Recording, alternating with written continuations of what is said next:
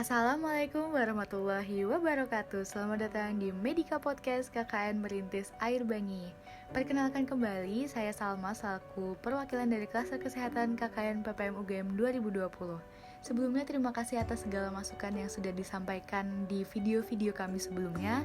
Dan pada kesempatan ini sebenarnya bukan podcast lagi ya, karena saya ingin mengusung tema baru yaitu menggunakan video animasi yang diharapkan bisa lebih diterima dan mudah dipahami oleh ibu, bapak, dan teman-teman semuanya.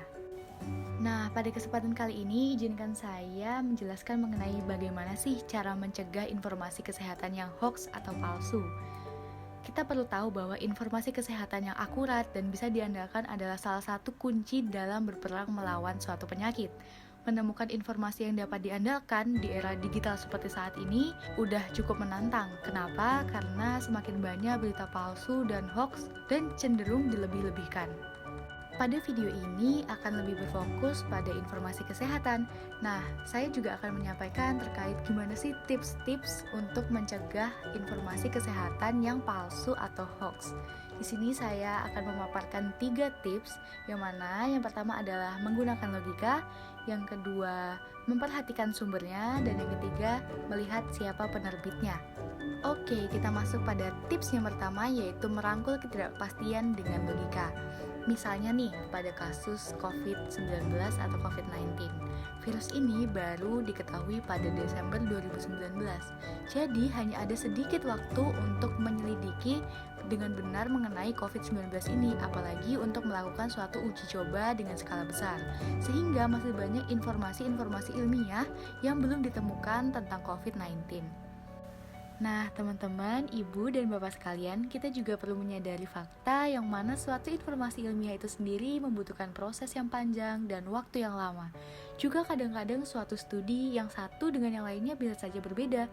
Nah, hal ini tuh adalah suatu hal yang biasa. Mengapa? Karena suatu penelitian juga dipengaruhi oleh durasi waktu penelitiannya, juga waktu dalam meneliti hal tersebut, juga seiring berjalannya waktu tentu ada perkembangan ilmu pengetahuan yang juga akan berdampak pada hasil penelitian. Baiklah, kita akan masuk pada tips yang kedua, yaitu melihat sumbernya dari mana, begitu ya. Nah, banyak orang-orang yang bisa menulis sesuatu yang ilmiah, tetapi nggak semua orang terlatih cara mengevaluasi bukti-bukti yang ada. Juga nggak semua orang bisa menafsirkan sebutan-sebutan atau bahasa kedokteran yang itu merupakan hal yang sulit, dan apabila terjadi kesalahan, tentu akan menghasilkan intervensi-intervensi yang berbeda dan tidak sesuai. Juga tidak semua orang bisa melaporkan data statistik dengan cara yang benar. Dalam kegiatan mencari suatu artikel ataupun sumber-sumber informasi kesehatan, kalau kita menemukan suatu referensi yang mengarah kepada penelitian aslinya, ini bisa menjadi pertanda baik ya. Mengapa? Karena berarti orang yang menulisnya benar-benar memahami atau juga dia memperhatikan sumber aslinya. Namun juga bergantung pada sifat yang diklaim. Dalam kata lain seperti ini, misalnya dari sumber yang lain juga mengatakan hal yang sama. Nah, itu bisa memperkuat informasi yang sedang kita baca. Namun, misalnya dapat informasi dari grup WhatsApp, dari grup alumni SD mungkin, atau dari grup RT, RW, dan lain sebagainya. Nah, itu perlu dianalisis kembali, perlu dipikirkan 2 kali apakah informasi ini tepat atau enggak. Dan harapannya jangan langsung disebarkan sebelum kita bisa memastikan apakah sumber tersebut tepat atau tidak. Selanjutnya kita akan membahas mengenai tips yang ketiga, yaitu melihat siapa yang mendukung informasi tersebut dan siapa yang menerbitkan informasi tersebut.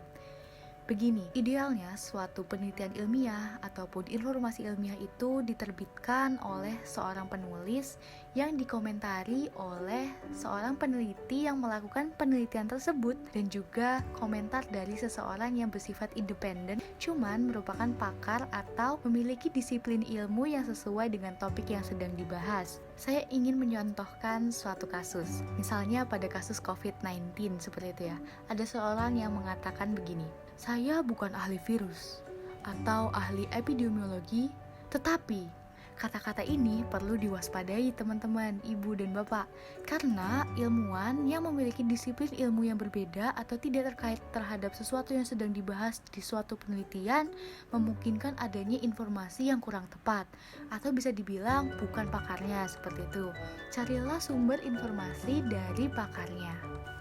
Di akhir video ini, saya juga ingin memberikan list-list sumber informasi kesehatan yang dapat dipercaya pastinya, yaitu dari WHO atau World Health Organization, yang mana itu merupakan organisasi kesehatan dunia, juga ada Kemenkes atau Kementerian Kesehatan Republik Indonesia, dan juga LIPI. LIPI adalah singkatan dari Lembaga Ilmu Pengetahuan Indonesia yang bergerak di bidang penelitian seperti penelitian obat baru mungkin atau suatu senyawa baru dan segala jenis penelitian lainnya. Juga bisa melalui sumber jurnal ilmiah seperti yang diterbitkan oleh Science Direct ataupun ResearchGate seperti itu. Sekian Medika Podcast kali ini, sampai jumpa.